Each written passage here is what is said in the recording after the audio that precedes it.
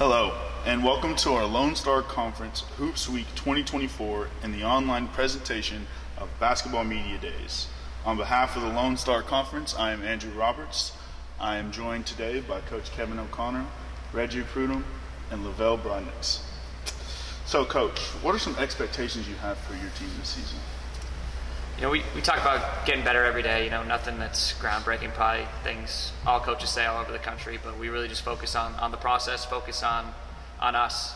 We want to be the best we can be with this group of 14 guys that we have. And whatever that looks like in March, we're going to put in the work, leave nothing on the table, and we'll be happy with where we end up. Obviously, we have dreams, we have aspirations to play deep into March.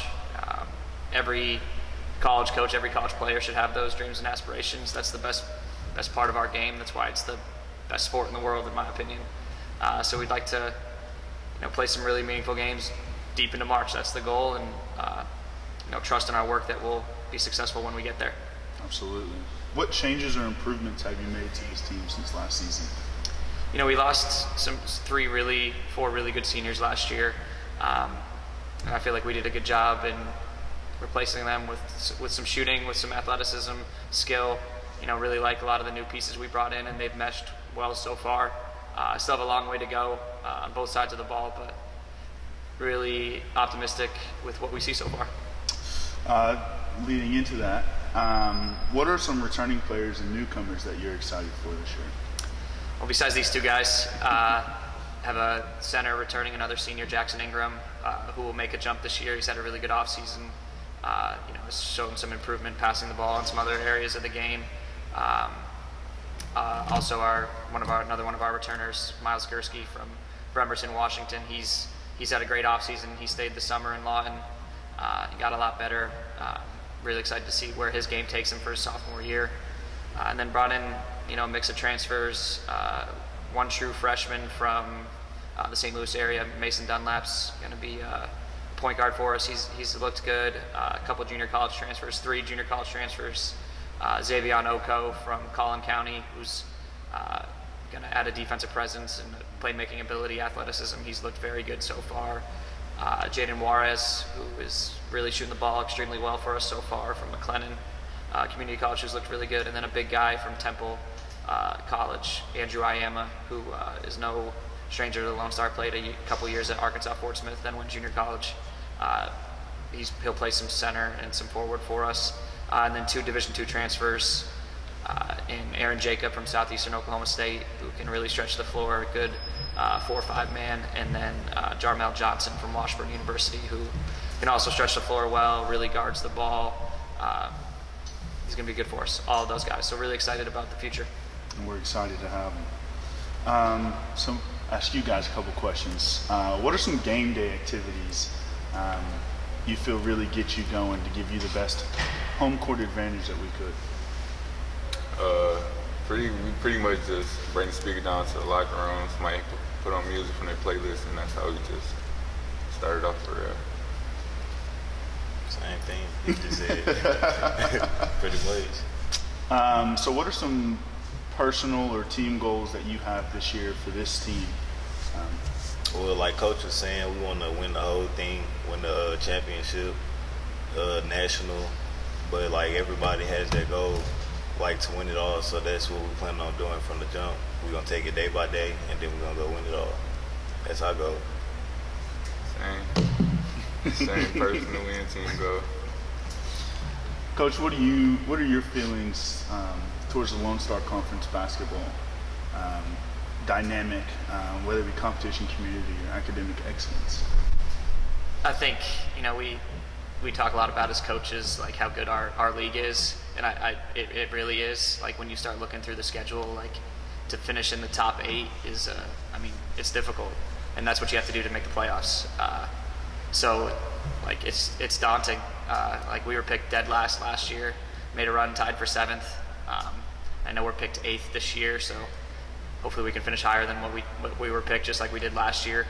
But there's probably really nobody who's happy with where they were picked, except for maybe, whoever was picked number 1. And then even then, they're probably like mad they're picked number 1, so they don't have as much motivation. So, nobody truly knows. This is Division II basketball. College basketball now has a ton of turnover, and every roster across the country. So,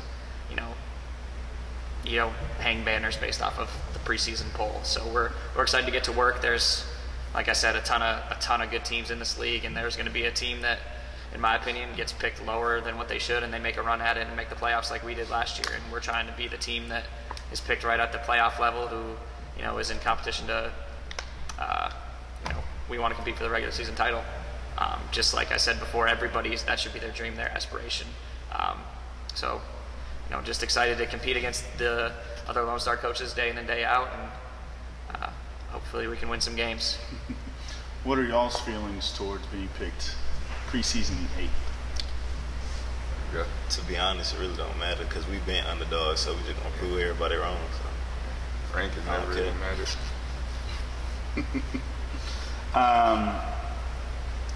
To stay with you guys, how do you feel you best keep returning players and maybe a lot of the new guys that Coach talked about on the same page and get them to buy into the culture that we're trying to build here at Cameron? I think it starts off the court first, build a relationship with them, and then it translates on the court, then weight room. We already been here, and then we in phase it. So I think that's how it starts. Also, just make sure everybody know how valuable they are to the team.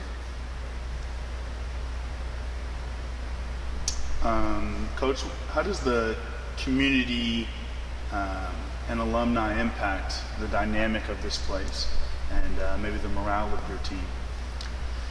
We saw it last year. Like, in general, people like to support winning teams. People like to support teams that are fun to watch.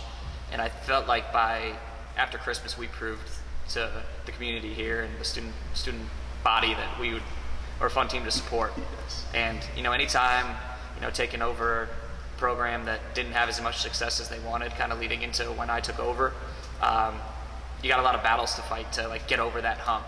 And I'm not saying we're there yet, but I think that we have some positive momentum going in our favor to just get a lot of people out here to support us. I think that this is a tough place to play. We don't have the biggest gym in the world. That's not a groundbreaking statement or anything, but it gets loud in here. And I think, with our pet band's awesome, our spirit team's awesome, our administration does a good job of doing different promotions and getting people here, and I think that we can have a great home court advantage, and we're a fun team to watch. We're going to score the ball well, we're going to guard, we're going to rebound, just be a fun brand of basketball to watch, and I know that'll translate to us winning some games. With high expectations, there's a lot of adversity that could come with that. How do you feel your team best approaches that and maybe handles some of those bigger losses or a moment where things get off script? Yeah, I think that's where I'll lean on, senior leadership like these two guys over here that have been through it. They both played for me at Murray State Junior College, where I came from before I got this job, and they understand what it takes to win and the sacrifices that need to go into it. And also, there were times last year where we lost 3 games in a row and bounced back. So having that experience under their belt that hey, we can do this, should trickle down to the rest of the team. And hopefully we don't have a 3-game losing streak this year, but to the point where they can be we've been here before. Let's pick ourselves up by our bootstraps and get this stuff done. What is your message to your teammates when you get in those high pressure moments, or you go on a losing streak of some sorts? What would you say to your guys to kind of keep them on track? I mean, basically, we just got to stay locked in and stay together and just keep going out there and compete. That's it. All right. Well, Coach Lavelle, Reggie, I appreciate y'all taking the time to sit with us today, give us a little preview. Good luck, and we look forward to watching y'all play this season. That will wrap up our 2024 Lone Star Conference Hoops Media Day. And thank you for tuning in. Go Aggies.